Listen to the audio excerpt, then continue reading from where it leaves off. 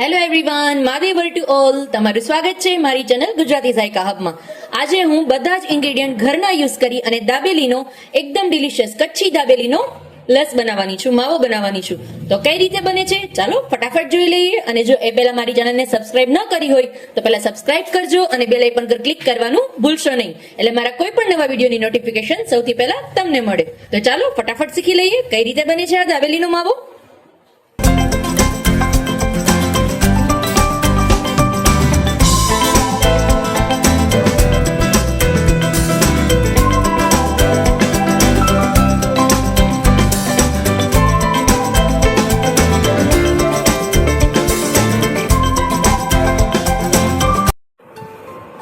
સૌથી પહેલા આમાં હું એક મોટા ચમચા જેટલું તેલ એડ કરું છું.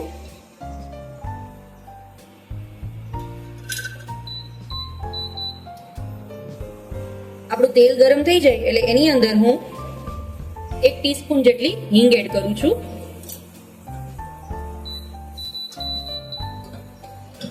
અને ત્યારબાદ આપણા બધા બટેટા બાફી અને મેશ કરીને લીધેલા છે એને એડ કરું છું. મેં અહીંયા મોટી સાઈઝના 4 નંગ બટેટા છે એ બાફીને લીધેલા છે, જેને મેં મેશ કરી અને રેડી કરેલા છે, જેને એડ કરેલા છે. હવે આની અંદર આપણે બધા મસાલા કરશું. સૌથી પહેલા તો એની અંદર હું એક મોટો ચમચો જેટલો મીઠી ચટણી એડ કરીશ, જે ખજૂરની ચટણી છે બનાવેલી એને એડ કરશું. એક મોટો ચમચો જેટલો ખજૂરની મીઠી ચટણી એડ કરશું અને બધા મસાલા એડ કરશું. કાશ્મીરી લાલ મિર્ચ પાવડર છે 1 ચમચો એને એડ કરશું.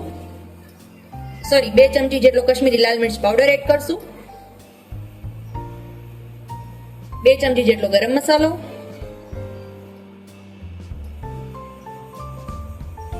હવે જે દાબેલીનો સ્પેશિયલ મસાલો આવે છે એ માર્કેટમાંથી પરચેસ મેં નથી કરેલો, એને મેં ઘરે જ બનાવેલો છે. તમે જોઈ શકો છો આ રીતનો દાબેલીનો મસાલો જે છે મેં ઘરે જ બનાવેલો છે. હવે એ ઘરે કઈ રીતે બને છે, કયા ઇન્ગ્રેડિયન્ટથી, કેટલું માપ છે, એ બધું જો તમારે જાણવું હોય તો મને કમેન્ટ કરો કે દાબેલીનો મસાલો ઘરે કઈ રીતે બને છે. માર્કેટમાં ઇઝીલી મળે જ છે દાબેલીનો મસાલો, પણ એ કેટલો જૂનો મતલબ પેક મસાલો હોય તો ફ્રેશ તો ના જ હોય ઓબ્વિયસલી, એમાં એક્સપાયરી ડેટ પણ હોય છે. પણ આપણે એ મસાલાનો યુઝ કરવા કરતા આપણે ઘરે જ ફ્રેશ મસાલો બનાવીએ અને એકદમ સરસ બની જાય છે. ટેસ્ટ તો એટલો સરસ આવશે કે તમે ખાશો તો તમને એમ જ થશે કે આ માર્કેટમાંથી તમે પરચેસ કરેલો છે. તો હવે કઈ રીતે બને છે, એના માટે કયા કયા ઇન્ગ્રેડિયન્ટ છે હું તમને જણાવીશ, પણ કઈ રીતે બને છે જો તમારે એ જાણવું છે તો મને કમેન્ટ જરૂરથી કરો કે કઈ રીતે બને છે આ દાબેલીનો હોમમેડ મસાલો. આ એકદમ મિક્સ કરી દીધું છે સરસ. હવે એમાં સ્વાદ પ્રમાણે આપણે મીઠું એડ કરશું.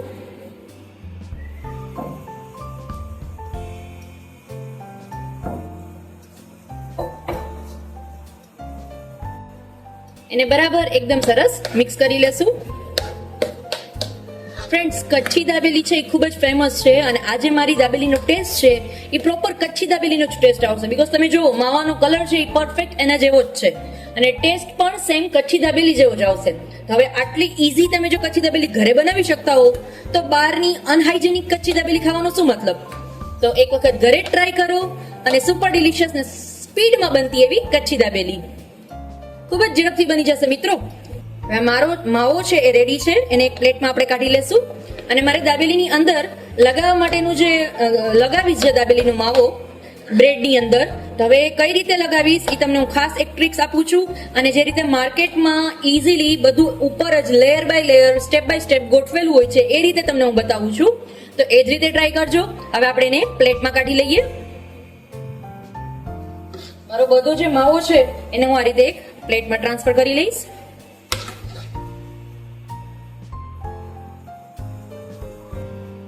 અને ફ્રેન્ડ, સાથે સાથે તમને એક વાત બીજી કરું કે તમે જો હજી સુધી મારી ચેનલને સબસ્ક્રાઇબ ન કરી હોય તો પહેલા સબસ્ક્રાઇબ કરજો અને બેલ આઇકન પર ક્લિક કરજો, એટલે મારા કોઈ પણ નવા વિડીયોની નોટિફિકેશન સૌથી પહેલા તમને મળે.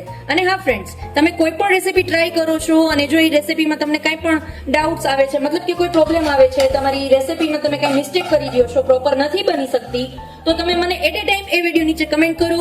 હું તમારી રેસીપીને બિલકુલ બગાડવા નહીં દઉં અને તમારી રેસીપીમાં શું મિસ્ટેક છે એ તમને હું ફાઇન્ડ આઉટ કરીને કહીશ. તો મને જરૂરથી કમેન્ટ કરો. હવે આની ઉપર હું સ્પ્રિંકલ કરું છું ઝીણી સુધારેલી જે ડુંગળી છે એને એકદમ સરસ જે રીતે માર્કેટમાં મળે છે એ જ રીતે સેમ ફ્રેન્ડ્સ. ઝીણી સમારેલી ડુંગળી છે જેને હું સ્પ્રિંકલ કરું છું.